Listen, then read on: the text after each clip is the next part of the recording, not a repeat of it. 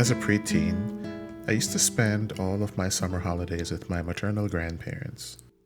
Where they lived, the properties were either partially fenced or had no fence at all. And almost everyone had at least two dogs. In those days, kidnapping was unheard of, and rather than harm someone else's child, adults were seen as protectors, someone any child could run to for help. What this meant is that oftentimes, even young children were allowed to travel distances of up to a half a mile on their own. With no fences to keep the dogs in, I have to admit that I often felt intimidated by barking dogs, especially when there were two or more. However, throughout my childhood, I never once got bitten by a dog, in spite of a few scary encounters. I can credit that to my grandparents, my aunts, and my uncles, who taught us kids how to behave in the presence of dogs that were not ours. Rule number one was to never run, but rather to continue walking at your normal pace. Funny enough, that worked most times. Some dogs would bark as I passed by, but as long as I ignored them, that's where everything would end. Other dogs would not only bark, but they would also approach the person who was walking by. As long as you ignored them, they would stop at the property line. The dogs seemed to understand clearly where their property ended and where common public places began.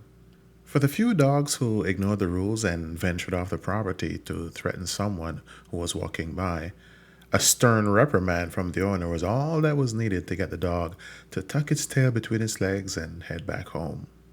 If no one was at home to reprimand the dog, we were taught to stop, make eye contact with the dog, and then slowly back away. If the dog attempted to rush us or insisted on following us, we were taught to bend over and pick up a stone. Oftentimes, the simple act of bending over was enough to cause the dog to beat a hasty retreat, even before we could locate a stone. I only had to throw a stone at a pack of dogs once. I believe I was about 9 years old. A stone connected with the leader of the pack, and once he beat a hasty retreat, the others followed. Although dogs and sharks are two separate kinds of animals, I believe that if we apply the same principles when dealing with sharks, we can avoid tragic outcomes. Let me explain. This is what I call the safe zone, and I'll explain to you why I refer to it as the safe zone. Beaches and coastlines differ in bathymetry, but generally speaking, the following two requirements must be met for an area to be considered a safe zone. 1. The water must be less than 8 feet deep. 2. When the sand is undisturbed or just slightly disturbed, you must be able to see all the way to the bottom. So at this point, you're probably asking why I've chosen those characteristics to define this so-called safe zone, right? Let me explain. See these sharks right here? These are bull sharks. This dog running on the shore sees them and runs into the water while barking at them. In response, the bull sharks turn away. But why?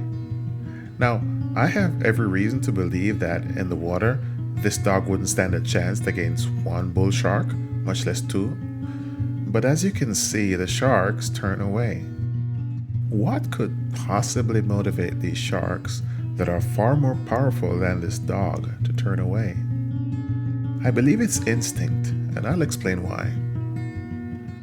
This is a bull shark, this is a tiger shark, and this is a blacktip shark. These are the sharks that you're most likely to encounter close to shore in Florida, and perhaps the entire tropics.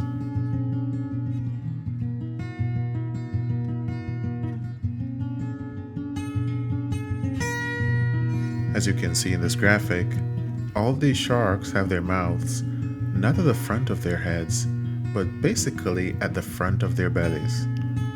You will also notice that their caudal or tail fins are not symmetric, meaning the top part of the tail is longer than the bottom part. This makes complete sense because these sharks have a habit of gliding just inches above the sand. A large, lower tail fin would not have allowed them to glide so close to the sand as it would rub against the seafloor. So, what can we infer from all this? That these sharks are designed to swim close to the sand, especially in shallow water. In fact, we have abundant evidence of these sharks hunting and consuming marine animals that are buried in the sand. Having their mouths on the lower part of their bodies instead of at the front like mammals allows them to easily retrieve the food that they find hidden in the sand. In this first graphic, the bull shark's pectoral fins are tilting slightly downward for clarity, but they normally raise them parallel to their bodies as they get closer to the sand, as you can see in this next graphic. If this shark were to encounter a diver in shallow water, attacking that diver would be very difficult as its mouth is below the diver. The only two options would be to raise itself as high as the water's depth permits, or roll onto its side. Now, it's true that most sharks can stick their jaws out a little bit, but because their mouths are basically in their bellies, they still have to lift their heads to get their snouts out of the way. Even rolling onto its side would still pose a problem. If the shark's width is greater than the water's depth, then rolling onto its side is not an option. Sharks rely on the buoyant effect of the water to support their bodies and to maneuver properly.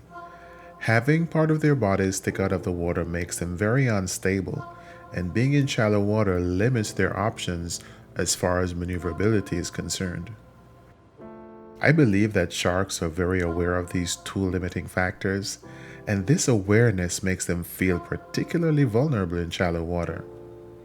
After observing many occurrences of sharks being approached in shallow water and their subsequent retreat to deeper water, I strongly believe that this is a conscious decision that allows them to regain control over the situation.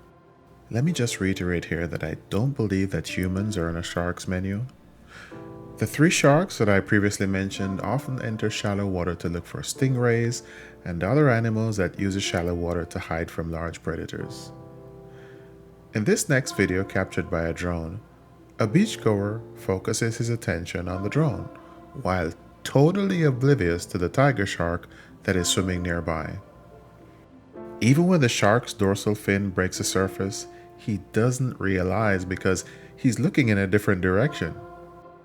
You'll also notice that once the shark realizes the man is there, it simply changes direction and swims around him as it continues to stay laser focused on searching for its prey in the sand.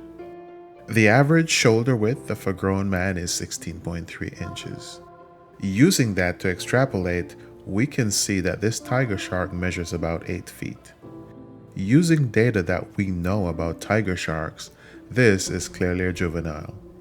This also harmonizes with the fact that adult tiger sharks have more symmetrical tail fins and tend to stay in deeper water where they can find much larger prey to satisfy their dietary needs. Even adult bull sharks tend to stay in deeper water outside the safe zone, but they also venture into shallow water to look for food sometimes. This group of divers is about 3/4 of a mile from the shore in Singer Island, Florida, just north of West Palm Beach. In water this deep, you can probably see up to about 6 feet below the surface, give or take. Not enough to see the sharks that these divers are about to encounter close to the bottom. According to the nautical charts for this area, the water's depth is between 40 and 50 feet. But even though the divers can't see the sharks from above, the sharks can definitely see them from below. However, this does not mean that the sharks are going to race to the surface to take a bite out of a diver. Nevertheless, I would not recommend splashing around at the surface for too long. Sharks are inquisitive creatures, and large, deep-water sharks like the great white, adult tigers, and makos, among others, may come in for a closer look. 3/4 of a mile offshore is obviously outside the safe zone, and at this point, all bets are off. In deep water, sharks have maximum maneuverability, and they will see you long before you see them. Also, without the noise of the waves breaking against the shore to contend with, it's much easier to hear and home in on a swimmer splashing around at the surface. As you can see in this clip, it's possible to descend to these depths and hang out with the sharks without fear of being attacked. In fact, unless there are sharks already in the area, most times they won't even show up unless you put food in the water. However, it is still good to be cautious and dive with other persons, because although we know how sharks in general tend to behave, an individual shark may stray from what is considered normal behavior and do something unexpected. I strongly believe that we should not be feeding sharks, as this will more than likely condition them to associate humans with food. In 2002, the Florida Fish and Wildlife Commission banned the feeding of sharks in state waters. However, on Florida's east coast, those waters only extend 3 nautical miles out, while on the west coast, they extend 9 miles out. Anything beyond those limits, up to and including international limits, is considered federal waters. So basically, people have been skirting that ban by traveling more than 3 nautical miles offshore to feed the sharks. Obviously, the sharks are not aware of this ban and will not make the distinction when approaching divers. But coming back closer to shore, let's wrap up this video by tying in all the relevant points to our conclusion. In order to avoid being bitten by a shark, we must use the same common sense approach that we would normally use when dealing with animals on land. No one in their right mind would think about doing an African safari on foot with no form of protection or precautionary measure, given the number of wild animals that live there. The same thing should apply to bodies of water that are known to be inhabited by wild marine life. This next video shows a drone flight that I did back in 2021 when we visited New Smyrna Beach in Florida. Now, New Smyrna Beach is known as the shark attack capital of the world. But as you can see in this video, the water is so agitated, it's impossible to see beyond a few inches. As a result, no one was willing to go more than ankle deep into the water. This brings me to my next point. Remember that in the safe zone, one of the requirements is that you must be able to see all the way down to the ocean floor. In this situation, the sand is too agitated, hence the visibility requirement is no longer being met. In other words, this zone is no longer safe, and the beachgoers are doing the wise thing by staying out of the water. Now, I am no marine biologist. Everything I've stated here is based on my personal observation and the analysis of data retrieved from other sources. So you're probably asking yourself if you can trust the information I've provided. That's a good question, one that we'll discuss in part 2.